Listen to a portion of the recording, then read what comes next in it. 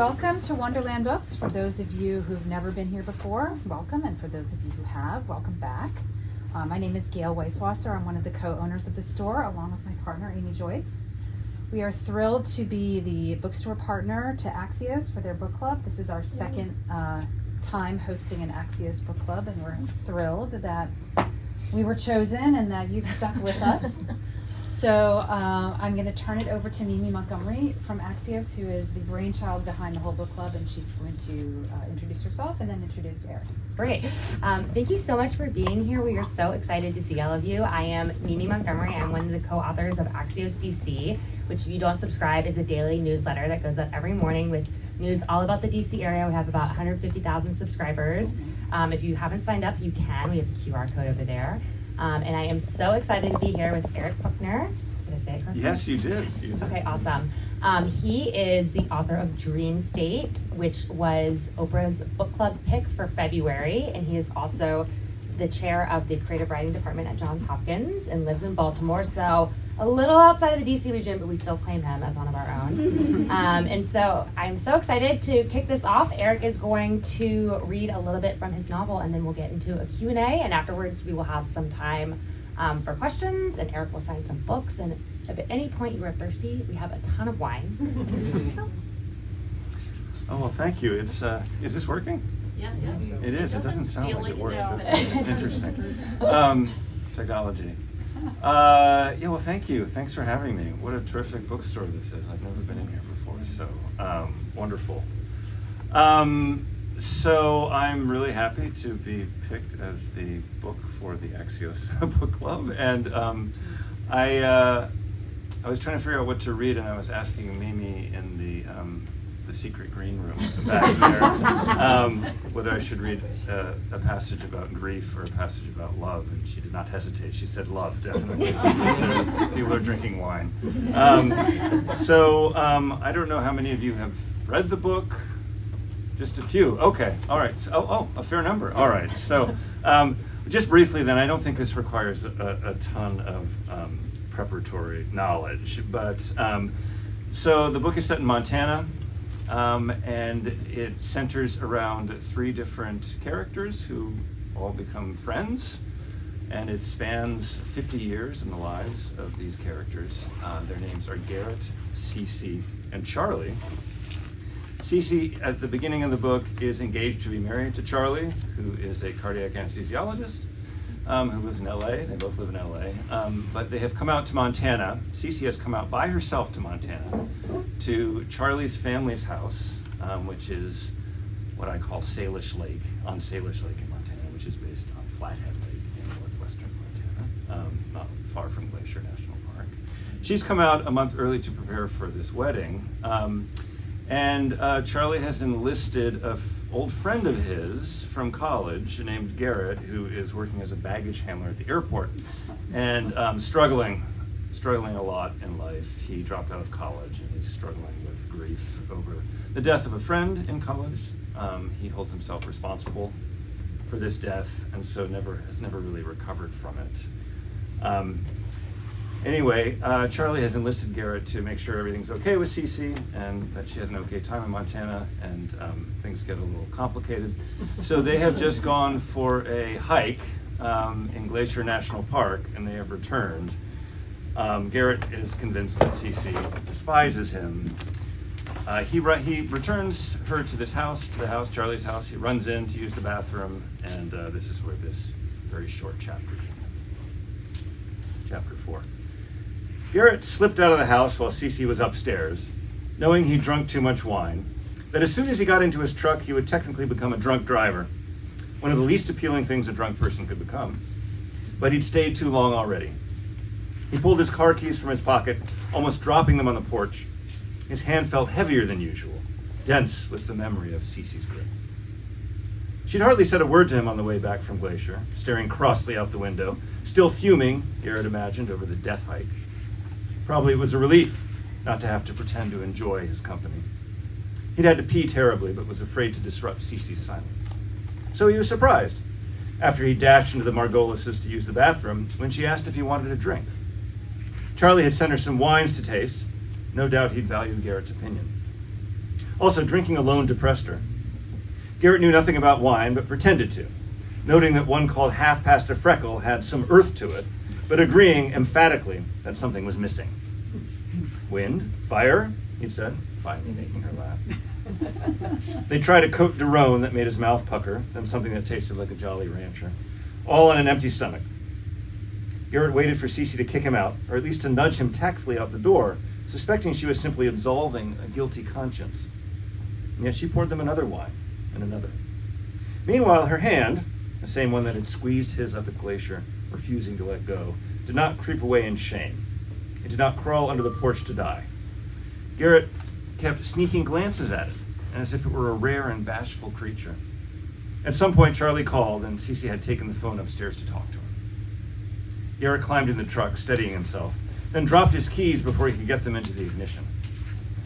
He switched on the dome light and found them sitting in the thermos he'd parked in the cup holder. They were soaking in the coffee at the bottom. He tried to retrieve them with his fingers from the heel tap of coffee, but the thermos was too narrow. He drank the cold coffee, extracting the keys with his teeth. When he glanced up again through the windshield, Cece had reappeared downstairs. She searched the living room, then stuck her head into the kitchen. How wonderful this was, to be looked for. He was invisible.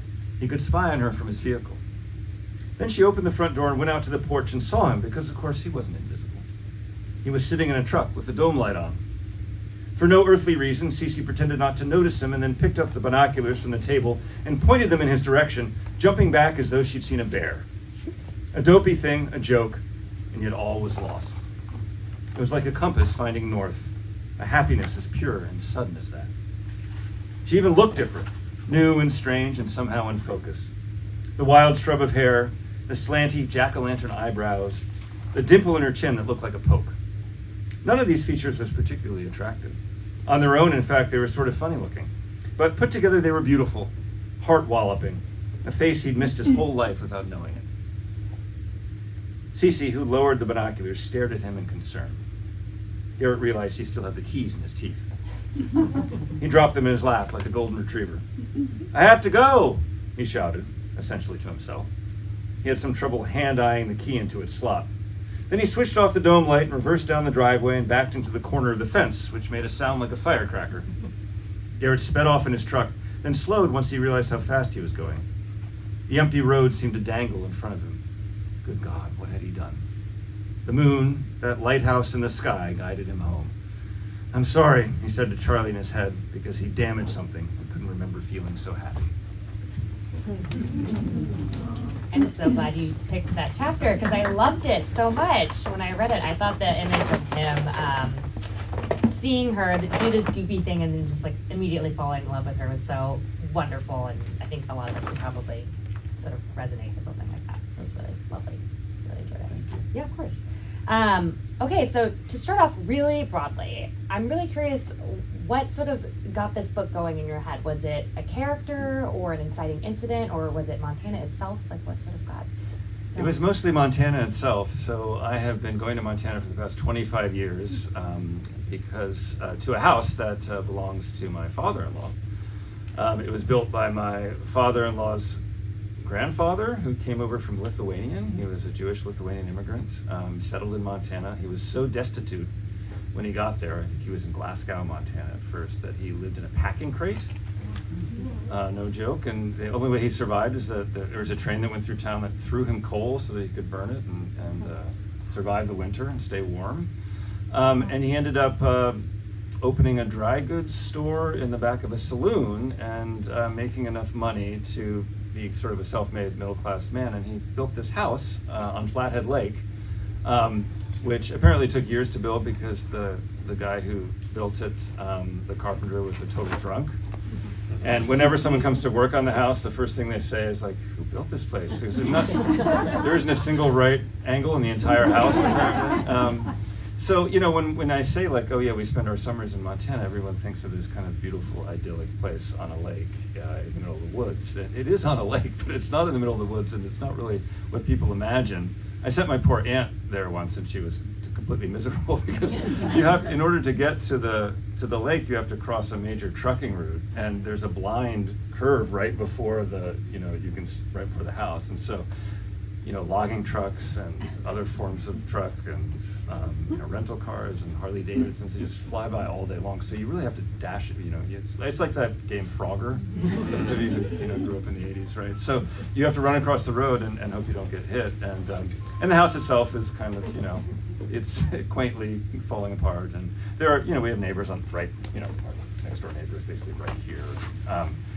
Actually owns the driveway that we have to use, and he's a libertarian. He doesn't like us, so he sets up cones. He sets up cones exactly where we can park and not park, and he's always watching his cones from the window. But that's all part of the charm for me, and so I knew that I wanted to write about this place, but not this kind of idealized version of Montana, although that's here too because it's so incredibly beautiful there, but also this sort of reality of our life there. Which is far from idyllic. So. And I read in an interview that you actually, so for folks who have not read the book yet, there is a norovirus incident at a wedding where everyone is just basically like falling like flies and barfing and all kinds of horrendous things.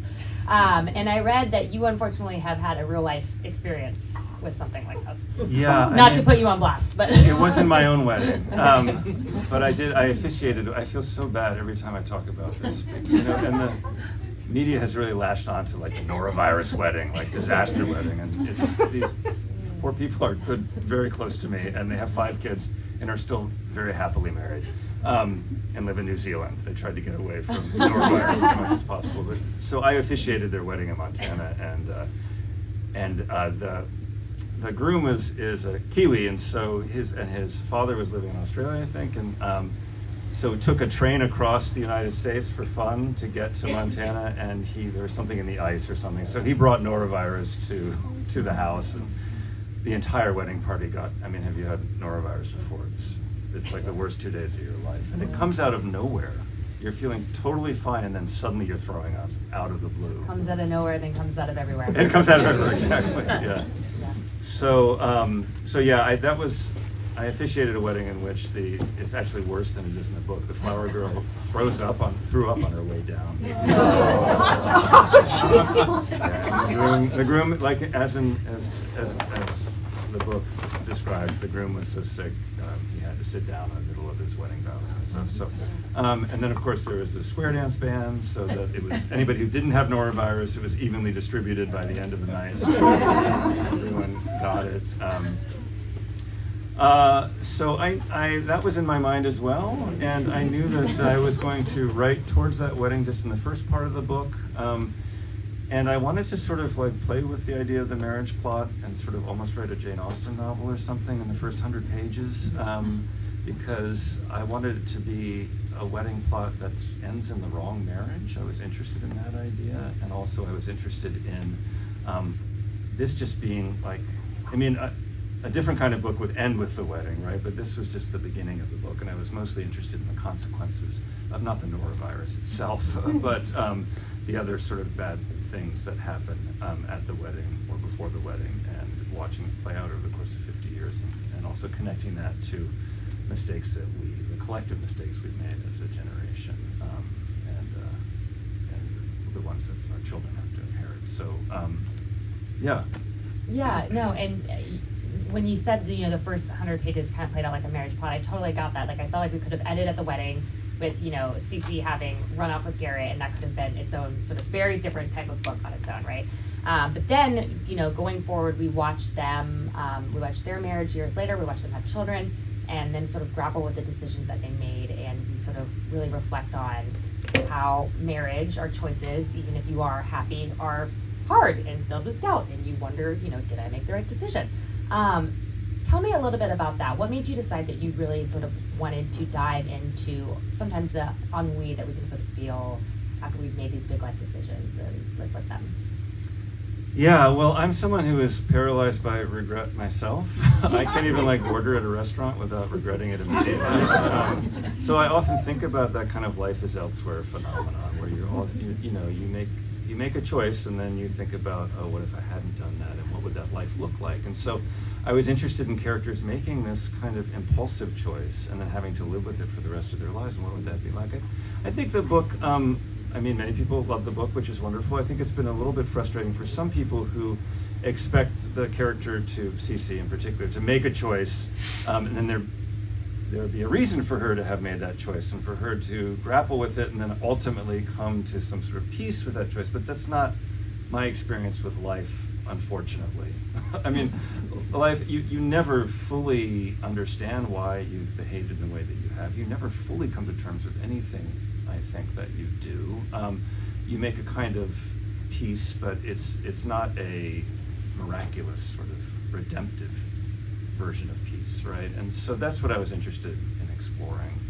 And Cece never really figures out exactly whether she did the right thing or the wrong thing. And I think, one of the things I wanted to explore is that there is no right or wrong thing. You make a choice and you're happy and unhappy in that life, in the same way that you might have been happy or unhappy if you made a different choice.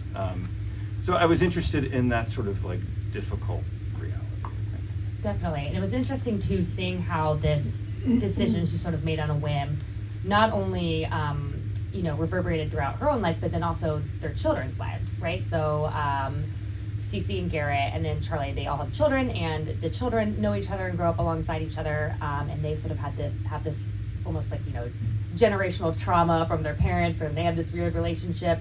And so when I was reading it too, I saw it sort of, correct me if I'm wrong, but almost a little bit a commentary on choice. Do you sort of have choice dealing with your parents' decisions that come back to affect you? And I think you're talking about it too on a greater scale of the things that we societally are doing that our children will have to deal with. Talk a little bit about that.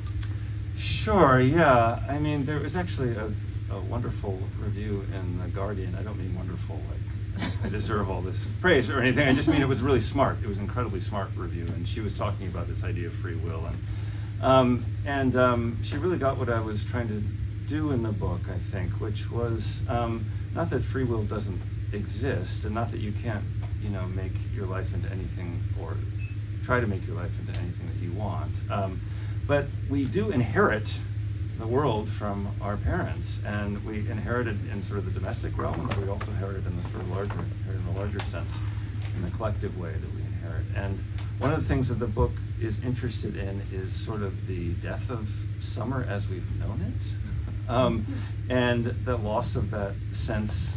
When I was growing up, like, summer was the time when it felt like a moment of eternal sort of joy, and innocence. Yeah. And I just don't feel that anymore, and my kids don't feel that anymore, and partly they don't feel that anymore because when we go out to Montana now, we don't know whether we're going to have to spend 3 or 4 days inside because the air quality index is so bad you can't go outside. I mean, sometimes we've looked for, my kids love Montana too, we look forward to going to the house for months, and we get there and immediately we have to stay inside for 4 days or wear a mask every time we leave the house.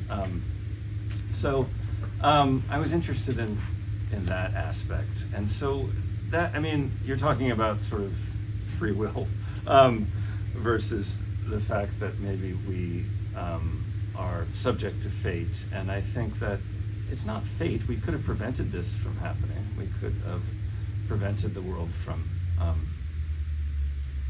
we could have prevented the imploding with global warming. I was trying not to be too bleak. Sorry. And no, it's okay. And we failed in a kind of a fundamental way, and that's not our children's fault, and yet that's what they're going to inherit. Mm-hmm. Yes, no, I totally agree with that. And speaking of climate change, I was reading the acknowledgments in your books, and it seems like you did a lot of research. Garrett is, he's a biologist, and he is working to make sure that wolverines don't go extinct. And it sounds like you did some wolverine research, and then some backcountry skiing research, and some climate change research, and avalanche safety research, and filmmaking research, and lots of research. Tell me about that. Yeah, I actually hate research. I really don't like it at all. I don't like reading books. I love reading books, but I don't like having to read particular books to get information. It's my least favorite kind of reading. And I often get frustrated because I'm not writing. So my way around that is to go and actually just like talk to people. I mean, you're a journalist, right? So instead of like, reading something that someone wrote, going to the source. And So some of that stuff I actually already knew about. I'm an avid skier. I come from a family of sort of maniacs who love to ski. We grew up skiing there. We all live in Utah. I've been skiing since I was 2. They go helicopter skiing and backcountry skiing. Actually, I'm the only one who goes backcountry skiing. But so they've seen people die in avalanches. So that was actually writing about something I love that I've never given myself license to write about before. I always kind of had a chip on my shoulder about skiing because it's such an aristocratic sport. And yet, my brother-in-law is a mechanic, and he grew up in Utah and is an avid skier and skis every day now that he's retired. So, but the stuff that I had to research, like Wolverines, I found a guy who I didn't know I was going to write about Wolverines in particular, but I had this idea that one of the characters, Garrett, would become a wildlife biologist, and so I found a wildlife biologist in Montana. I was in Whitefish, and I went to talk to him, met with him, and he was working in the field with wolverines. And there's something about wolverines in particular, this animal that like most people don't even know what they look like, which was interesting to me. I don't. Yeah, they're hard, they look kind of like a badger meets a bear or something, right? But this animal that lives in the snow and is incredibly reclusive and hard to find and hard to track. And I had just started the book, and I was thinking about Garrett, and I just thought that is the perfect symbol for him to be searching for something in the snow that he can't find. And so I kept in touch with this guy. His name is Doug Chadwick. He's got a wonderful book called The Wolverine Way. It's Axios D.C. book club. It's a memoir about tracking Wolverine. It's not even a memoir. It's sort of like a science book about tracking, but it is a personal story about him being in Glacier National Park. And so a lot of that stuff is borrowed. The details are borrowed from him. Interesting. Wow. Yeah, that's so funny because when I write fiction, I'm just like, well, I researched all day for work. I can just make this up. No one's gonna know. But good for you. And the structure of the novel was really interesting to me too. So we start out the first 100 pages, like we said, take place at this wedding, and then we sort of shoot forward into Garrett and Cece's marriage several years later, and then we go to the perspective of their children. I think there's at one point we are reading from the perspective of their children, and it like shifts forward several years, like in the span of like 2 paragraphs or something. And then at the very end, not to give it away, but we end up back at the wedding. And so it seemed like you really sort of were playing with time and the pacing and the structure of that, which I'm assuming was an intentional decision. Yes, absolutely. So what was the reasoning behind that? Well, the book is all about time. I mean, and I love novels in which time is the antagonist. It's my favorite kind of novel. And so I also love house novels. I mean, I've talked about this before, but I'm kind of obsessed with books that are about houses, and we see the house over time, and we watch the characters age, and the house is supposed to sort of stay the same. So I'm thinking of books like The Lighthouse, which I adore, or James Salter's Light Years, which is a wonderful novel about house or housekeeping by Marilyn Robinson. Or Beloved is a kind of house book novel as well. So I was just really interested in that. And one of the things that's so interesting to me about house novels is that there's just so much poignancy, because it's about building a house and trying to create a permanent home on Earth. I mean, the whole idea of the forever home, right? But we all know there's no such thing as a forever home, and particularly now, our homes are more vulnerable than ever because of climate change and wildfires. So, but I love the idea of human beings trying to create a permanent home on a place that they're not permanent. I mean, we're just passing through. We won't be here forever. And the failure of that enterprise is really touching. It's touching to me, especially now that our homes also are so vulnerable as well. But the time aspect, the second 2/3 of the book skips kind of wildly through time. I elide a lot of stuff, and some of the most dramatic stuff I sort of elide on purpose. I take out, and it's because I wanted a particular effect. I wrote some of those chapters. I had to in order to write the book, and I decided that I liked the emotional effect without the chapters, so I took them out. Occasionally I wrote into a sort of blank space, but and I did that partly because I wanted the characters to be surprised, continually surprised by how much time has passed, in the same way that the reader is going to be surprised that 15 years have passed between chapters, because that's been my experience of getting older. I'm in my 50s, which is I'm constantly going, oh my God, like, you were just 4 years old to a 15-year-old. I mean, how did this happen? I was doing a podcast with somebody who there's been a lot of podcasts. I'm trying to remember his name, but he was talking about that there's actually a formula out there that someone told him about, where like the first 20 years of your life in human time is like actually feels like 40 years. Has to do with the fluidity of the human experience of time, right? So the first 20 years feels like 40, and then as you get older, it shrinks and shrinks and shrinks. So then between 50 and 60, it actually feels like 3 years. And then 60 to 70 feels like a half a year or something like that. And that's really been, isn't that true to like our experience of time? So I don't think, I think of time as being an extremely fluid, subjective experience, and that's what the book is all about, actually. Is that the title too? It's sort of this a dream state. I think as you get older, things feel more and more like a dream, because you look back at your life and you're just so astonished by it, and you're so astonished that you are now 55. So yeah, that's certainly part of it. And that's also the effect that I want at the end. I don't want to give anything away for those of you who haven't read the ending, but there's this, I go back to an earlier moment, to that norovirus wedding at the end, and the sense is that there could have been an entire different sort of trajectory, a dream that the characters could have had, but they didn't choose that one. They chose a different one, and but it could just as easily have been that one. That also adds to the sense of unreality. And the book tackles a lot of dark, heavy themes. There's climate change, a character has Alzheimer's, there's death, addiction.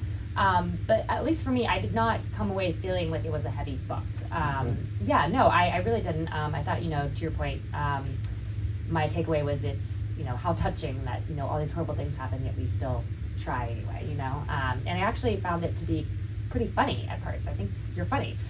Is that something that was an intentional choice for you to sort of balance out the dark with some humor, or? I don't really think of it I don't like draw a graph like darkness, humor, and that sort of thing. But thank you. Yeah. I think that's partly just my sensibility. But I also like books that deal with big things lightly. That's just what I gravitate towards. I don't like heavy-handed books. It's also my experience of life, and I wanted to write a book that I miss. There are plenty of wonderful contemporary novels out there. But I do miss those sort of like big Russian novels where the entire gamut of human emotional experience is on the page. The vicissitude, like Dostoevsky, on a single page you get joy, despair, sadness, amusement. And that's just my experience of life. I feel so many different emotions over the course of the day, and I wanted all that in the book. Look, in the end, life is about loss. We lose people that we love, and we lose things that we love. That doesn't mean that it's not worth living. And that doesn't mean we don't find joy as well. And the impermanence itself is a kind of beauty. And there's, I think, a kind of sacredness to the impermanence as well. So I wanted to try to capture all of that. It's hard for me when I read some of my Amazon reviews and people talk about how depressing the book is. Oh no, don't read the reviews. No, I know. I try not to. You never read the comments on an article, never. Yeah, no. Right. But that's been the beef people have had with all of my fiction, I think, is that it's depressing sometimes, and I don't think of it as depressing. And when I read a book that tells the truth, to me, I don't find that depressing at all. I find it completely invigorating. So I never get depressed. So it's partly that, but I'm also thinking about my students, all the short stories that I assign them, and like, why are we reading so much dark stuff? And I was like, it's not dark. It's just life. It's just true. Yeah, it's real. And a lot of the parts that I found to be really funny or really charming were when you talked about Garrett and Charlie's friendship and their friendships with their other male friends. And, I thought you did or discussed or dove into male friendship in a really nice way that maybe isn't often examined in literary novels. Did you base that on your own experience with male friends, or? No, not really. I mean, yes and no. I that was a very conscious decision, and I think you're right. I don't read enough books about male friendship, and there's so many wonderful books about female friendship. I mean, like the Elena Ferrante novels. I adore those books so much, and I was trying to think, is there a novel that I like that much that's about male friendship over time? And I couldn't think of a single one. I'm sure they're out there, but I just haven't read them. So I often sort of want to write the book that I haven't read. And from the very beginning, it was conceived of as a book about male friendship over time, and also like how much can a male friendship take? What can it endure and survive? I was really interested in that question too. But I'll say that like I went to Middlebury College in Vermont, and I was kind of a fish out of water. I had come from California. My father was $2 million in debt. And I was like a punk rock kid. I know it's hard to imagine now, and then I got to Middlebury, and everybody was, and I have nothing against Exeter and Andover, but they'd all come from that world. It's a very preppy world, and I didn't have the right boots or whatever, and I didn't like the Grateful Dead, which was like, Oh man. I mean, I liked, Husker Du and the Replacements. They'd never heard of any of those bands that I liked, so I never. That's superficial stuff, but aside from a couple close friends, I didn't have that group of friends until I left and went to grad school, and then had a fellowship at Stanford. Then I made these incredibly close male friends, and it's been so important to me to maintain those friendships. And I think that men have a harder time. I know that they have a harder time maintaining those friendships and doing the work required.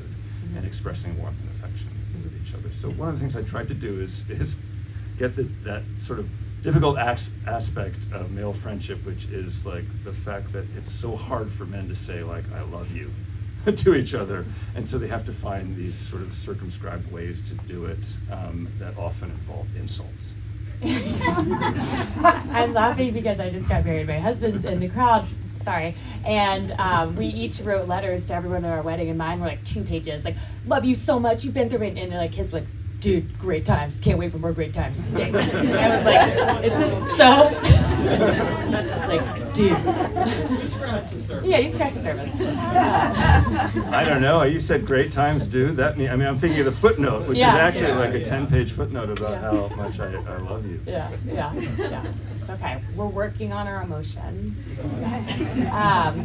Okay, so now we have to get to the real serious stuff. I need to know when Oprah called you about the book club. How did that happen? What was that like?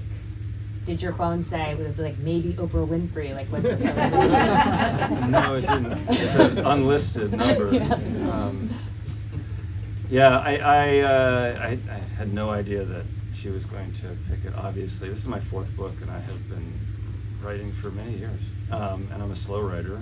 And I've been, I have a small fan base. I once had somebody, one of my earlier books, The Story Collection, wrote me a fan email that said, "I found your book in the gutter." That was the beginning of it. Talk about a compliment sandwich. I ended up loving it. But yeah, that was the sort of fan mail that I had gotten. So to have this happen was just so beyond like I can, basically. I had no idea that anything like this could possibly happen to me. So, but her team, and she had been communicating with my publicist and my editor. In fact, she was reading the book and in real time, apparently emailing my publicist saying, "I still love it. Chapter 4. No pressure. Yeah, I know." And he was like checking his email to see, and so all this was going on, and I was blissfully unaware of any of it. So, and then part of the narrative is that there's a surprise, right? And so my publicist said, "I need to talk to you," and I said, "I can't talk to you that day. I'm in a subcommittee meeting." I'm still the chair of the Writing Seminars Department. And in fact, we were talking about forming a committee on committees. Really important stuff to anything. He said, Oprah can wait. God. Yeah, I know. But he said, "I really think you should miss this meeting." I said, "Okay." I was grumpy about it. I went out to my car because I get bad cell phone reception. in my office, and that's when Oprah called me directly. I just thought it was my publicist calling me from a weird number, and she said, "It's Oprah." Did you say prove it? I was quite tongue-tied at the beginning, but then she started talking in sort of inimitable way, where you just know it's Oprah Winfrey. I didn't know that she was being filmed in her kitchen. Someone was filming her, so it was a whole, to me, that's just, she always talks like this. This is just her. But so it was, it was, and she was great. She's been really wonderful, and she is an incredibly smart interviewer, a really smart reader. All the sentences that she chose to talk about, because we did this kind of podcast thing in a Starbucks with a live audience, all the sentences that she plucked out were secretly sentences that I was proud of. She's an incredibly close reader. So to compare this interview with Oprah, there's only one right answer. Well, if you were Oprah, you would keep directing it towards the audience and getting their stories. Exactly. Sorry. Give me 30 years. We'll circle back. Well, thank you. This has been so lovely, and I would love to open it up to the audience if any of you all have any questions. Yes? Okay. So I have a book about male friendship. That, good. A Little Life. Oh, yeah. A Little Life. I have not by read it. Tanya. Gosh. Yeah, right. Tanya Yanagihara. Yeah. Clear your calendar for 15 weeks of crying. And tissue. And tissue. Oh my gosh. It is so sad, but it traces a long life of 4 college friends, so it goes many, many years. But so I've read the book, and what I really loved about the book was the arc of the lives of CeCe and Garrett and Charlie, and how you really made me care about them and what happens to them. But the way you describe, and you've talked about this, the friendship between CeCe and Garrett and Charlie, and then Charlie and his brothers, or Charlie and his parents, Garrett and his father, Jasper and Lana. I mean, all of those were just so fully formed and so beautiful. I loved it. But you really have a way with words, and I know that I'm going to forget this, but something that was really funny, when you described somebody's smile, you said it was an advent calendar of missing teeth. That is a great description. Thank you for appreciating that. Yeah, did Oprah pick up on that? Yeah. Sorry, just saying, Oprah didn't pick up on that. So my question I have 2 questions. You kind of answered one of them about setting up the wedding and the beginning of the novel, and then going forth after 10 years, and CeCe is married and has a child, and the 3 characters are going to reunite. But then you wait until the very last chapter to go back to the wedding and talk about that. And the decision, I thought that was really a wonderful way to construct the novel. And so I guess you've already answered why you did that, but my second question was, when CeCe and Garrett talk about, I think, Anna Karenina, Yeah. and they talk about their favorite scenes, or the favorite parts of the novel. Yeah. But then you sprinkle the book with other references to novels, and I wonder, were you an English major in college?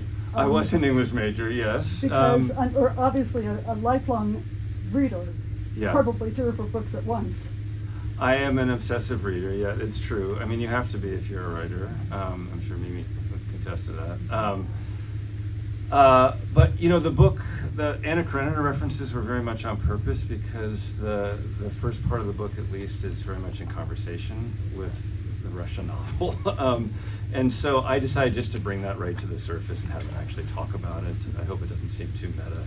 But I was just interested in that. And one of the things that happens is there's a connection between, this is only in the Constance Garnett translation, those Anna Karenina geeks out there, right?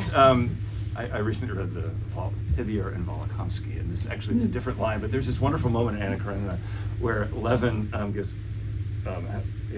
Kitty gives birth, his wife gives birth to a baby son. He looks at his son, he's expecting to be full of just filled with love and adoration for the sun, and he feels repulsion. That's his first thing he feels, is repulsion towards the sun.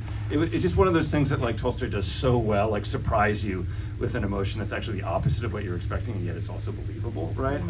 And that has always been sort of like, has just stuck in my mind as a really electric moment in that book. And that is what's happening to Garrett, is that he has this sort of like condition where he's went through a period of psychotic depression, and he sees human beings walking around, he's filled with repulsion. And it's related to the fact that they are destroying the earth, but it's also just a physical, visceral sort of like this misanthropy that he has. So I found lots of like fun connections to my favorite book. Yeah, I'm curious, if one of your students had brought this to you as an unfinished draft, what would you have advised for its improvement in the next draft? I would have said, I don't have time to read this. It's supposed to 450 pages. You mean the finished version? Or an earlier draft? If that was what they brought to you, Oh, jeez. what I would would you say- have advised for its to It's improve it in its? I would say this is a masterpiece. I wish I'd written it myself. No, I don't mean to suggest that there aren't things I wish that the novel is perfect. No novel is perfect, right? I mean, you get a novel as far as you are physically capable and mentally capable of getting it to, knowing that there are flaws. There's anybody who tells you like I've written a perfect novel is ridiculous. You can't do that. It doesn't live up to the platonic ideal. There's a platonic ideal of dream state that I had long ago, right? There's no way that it would ever live up to that. But you get it as close as you possibly can, and that means years and years of work and of rewriting it over and over and over again until you feel like I cannot make this any better. It's as best as it's going to ever be. But yeah, of course there are things that I wish, not that were different, but there is another shadow book out there that does everything perfectly. Right? That, there's no Amazon page for that book. Where people say it's yes, depressing, but ultimately so uplifting. I read the book, it was brilliant. As a dad, I was very upset with the Charlie-Jasper relationship. And I was rooting for Jasper. I'm not going to give it away, but why was there so much vitriol from Jasper to his father? Yeah, that's a good question. And I found myself liking Charlie more because of the interaction with his son. Okay, good. Yeah. I don't want to get too personal, but my experience, not with my own children, but with watching some of my friends parent, is that kids, their emotional experience can be kind of inscrutable. And sometimes they are damaged in a way that's hard to parse, and they blame a lot on their parents. And so that was the dynamic that I was going after. And Jasper became, unfortunately, sort of the sad vessel for that inheritance of how messed up that that love triangle is, right? And because he's struggling himself, he projects outward onto Charlie. I don't think Charlie deserves it, but I think Jasper is he's kind of a damaged kid. That's what I was thinking there. I'll go. Go ahead. Yeah. So, I may be wrong, but it appears to me that Cece is also looking for a home in both those men. Mm-hmm. So, so that same notion of home, but it's also picking which one makes her more at home. And she never quite finds it, but that she's looking for that. There's a scene, maybe, yeah. I mean, I think that she's somebody who really, my son who's 15 has started to make fun of me because I've used the trap door of regret a number of times. And so he's like, hey Dad, how's your trap door of regret? And then he laughs sometimes. But it's, yeah, right. But I deserve it. It's a pretentious thing to say, but it's a line from the book. And yeah, Cece really suffers from that. I mean, she is sort of my experience with like waking up in the middle of the night with searing regret that I went to Middlebury instead of Cornell or something like that, right? She is like that writ large. And so she, no matter what life she found for herself, she would experience regret. And she gave up a life in LA to live in Montana, and it's much harder, of course, than she expected, because it was a dream that, you have to wake up from, like any choice. And so I don't even see it so much as between the two men, although obviously they're part of it, as between like, oh, I did this thing and it's determined the course of the rest of my life in a way that I wish it hadn't. But later in the book, I think there are moments when she is like, there's a moment when she drifts out in the lake and it's a smoky day and she's by herself and she's like so happy not to be, and she's watching Charlie and Garrett talk to each other on the dock and she just feels so happy to be independent from both of them. Like she's like, they should have married each other, is what she thinks, right? And that's sort of my opinion too. And also, at the end, she's by herself. I don't want to give anything away, but there are no men in the building anymore, right? And so she's by herself in some ways at her most happiest.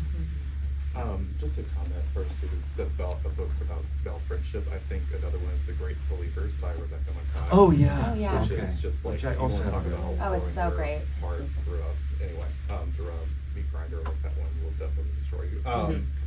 But just had a question. I thought the relationship that you wrote about between Cece and her daughter Lana was really compelling, and I wonder if you could just speak about like in terms of like how each of those characters thought about success, because I think what embodied like what the actual outcome was, I don't want to spoil anything, but what actually outcome of like what each one thought of success was very interesting, the way that you wrote about, especially with Cece from her reflections as she was getting older. So I just wondered if that was something that came up in exploring like the female, like the sort of the concept of success and from a female lens. Definitely. Yeah, thank you for bringing it up. Yeah, Cece's interesting because one of the things that the themes of that the novel explores is the divide between our public and our private selves. And I think sometimes our sense of identity is a product of kind of an accident or a mistake. And so one of the things that happens with Cece when she's younger is that a couple different things. Her father asked her when she's a little girl, asked her what her favorite animal is, and she tries to say raccoon, but he hears baboon, and so he suddenly starts buying her baboon stuff, and he buys her like a giant baboon, and then she convinces herself, like she gets all this affirmation now because like when she said, because her father's so into it that she sort of half convinces herself, oh yeah, it is baboon, and so she buys baboon posters, and she has like a stuffed baboon that she calls Uni the baboon and stuff. And a similar thing happens with her career because when she's younger, she sort of stumbles across the words pediatric neurosurgeon and she falls in love with the language, the words. And so she starts telling people, oh yeah, I want to be a pediatric neurosurgeon. And of course, all the adults are like, oh yes, wonderful. Right? And so she gets all this affirmation and it actually ends up sending her to med school, because she got this kind of accidental affirmation and she's miserable. She hates med school and drops out. So she never finds her sort of authentic identity, but it was really important for me to have a female character in the book who did, right? And so Lana is somebody who starts out like wanting to be an actor. She's a gifted actor, but it doesn't really work out for her. And then she becomes a documentary filmmaker and becomes acclaimed for it and finds a lot of meaning. And Cece is jealous of her daughter for finding that sort of purpose in life that eluded her. But Cece also opens an independent bookstore, which she loves, and it's hard. That I had to do a lot of research for, but luckily one of my good friends in Baltimore owns Ivy Bookstore and Bird in Hand and gave me lots of valuable details. But We have another? Yes. Well, my question is actually about that. So there's a scene that takes place in the independent bookstore, and I wanted to ask you, it almost seemed like a punishment of Cece a little bit, that scene. What made you, first of all, is that scene based on reality, some story that you heard from Not this reality, I hope. So bad. No ambient here. But why not give Cece the satisfaction of that midlife choice? Why did you choose the chapter that focuses on the bookstore to be that plot? Ask the woman who has found satisfaction after opening an independent bookstore. Fall right into that trap. I didn't really mean that to be sort of like I don't know, some kind of moratorium on her dreams or something. That it, I felt like it was a way to dramatize the fact that she was still, even though she is coming to terms with living in Montana, is still regretting that choice on some level. And I'm really interested in sort of comic moments, and not necessarily because they're like funny, although I think life is really funny often, but because comedy is all about there being a disconnect between expectation and actuality. And so much of the book is about that, and here's another chapter that's about that. So in this chapter, if you haven't read the book, her favorite author is coming to give a reading, and she accidentally takes an Ambien, thinking it's a beta blocker, and she runs it. Don't we all? So it turns into kind of a nightmare for her. The thing that was actually, none of that actually has ever happened. I just thought it was a great thing to happen in fiction, is to mix up pills. But my friend David Yezi, who's a poet who just won a Guggenheim, he did a reading once. We've all done this, right? We've all given readings, and this is a lovely crowd. But often you give a reading and there are 2 or 3 people in the audience. He gave a reading and there was one person in the audience. This is a guy who won a Guggenheim, right? I mean, so he's a wonderful poet, but there's one person in the audience, and he's like, "Thank God I have one fan who's interested." And then at the end, like, there's a Q&A, and the guy raised his hand, and he said, "Is it my turn now? You've been up there for an hour." He thought it was an open mic. He thought it was an open mic. So I think I've got to use that. And so that's what that. But I wish CC had opened this bookstore. I mean, this is. That's very nice. Whatever. Okay, I think we have 2 more in the back. Yep. Well, if I can just piggyback on what Gail said, what I really liked about some of your books was it was quirky, right? So it's like there's a lot of domestic fiction out there. There's a lot of stories about unhappy people who are sometimes happy, but that was a quirky scene, I thought, as was in a more disturbing level the scene in the water with Ceci and Charlie. Mm-hmm. And it was so brief, but it was so disturbing. And I wanted to unpack that, but it was just kind of there and then it was gone. So I just want to say how much I admired that. Those unusual elements is what I think made your book personally so cool. Thank you. And the fact that you, as you said earlier, Ceci wasn't going to be, the right decision no matter what. And that's so human, right? She made the decision and she wanted, as we all do, to be like, that was the right thing to do. Maybe it wasn't, maybe it wasn't. So I just wanted to, I don't have a question, but I just wanted to. Thank you. Yeah, I mean, that 100% clarity, that doesn't happen to me, so it is, I think it happens really rarely. And thank you for saying that about so much of what I respond to when I read a book has to do with sensibility. We talk on and on about the themes of a book or the characterization, but often for me it's just the personality of the writer. Mm-hmm. And I'm so gratified to hear you say that Roland Barthes talks in his book Camera Lucida. He has a wonderful description of photographs where he talks about the punctum. Do you guys know about this? The punctum of a photograph, right? I'm trying to remember what he calls the overall composition of it. It's the overall meaning, right, is something else. But the punctum is that accidental thing in the photograph, like a boy is sitting at the front of a classroom photo and he has 2 different pairs of socks on or something. It's a thing that you notice, that you remember. It's that detail that's unusual, that punctures you, punctum, right?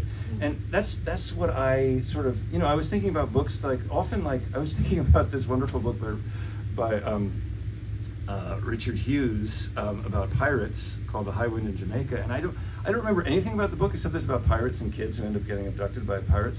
But I do remember one particular detail, right? So many books that I read, I remember that one detail, and the plot totally escapes me.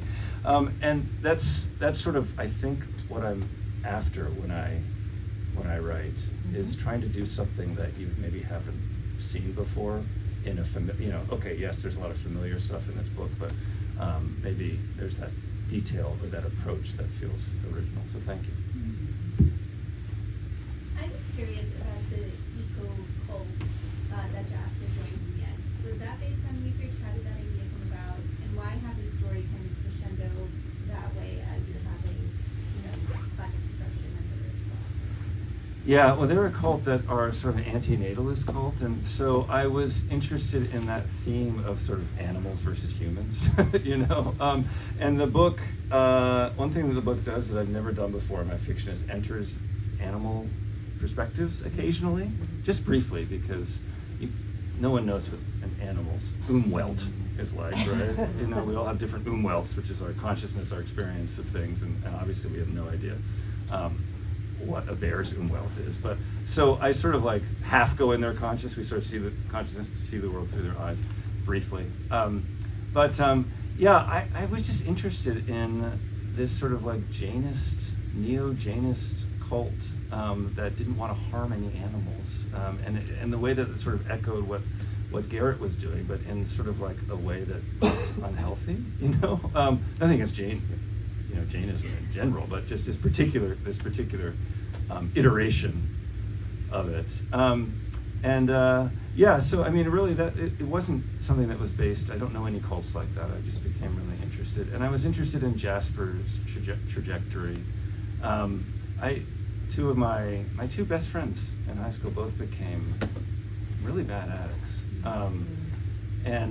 so I was thinking a lot about them, and one of them ended up sort of living in the desert. So even I actually haven't made that direct connection until this moment, but so I think I was thinking about that as well.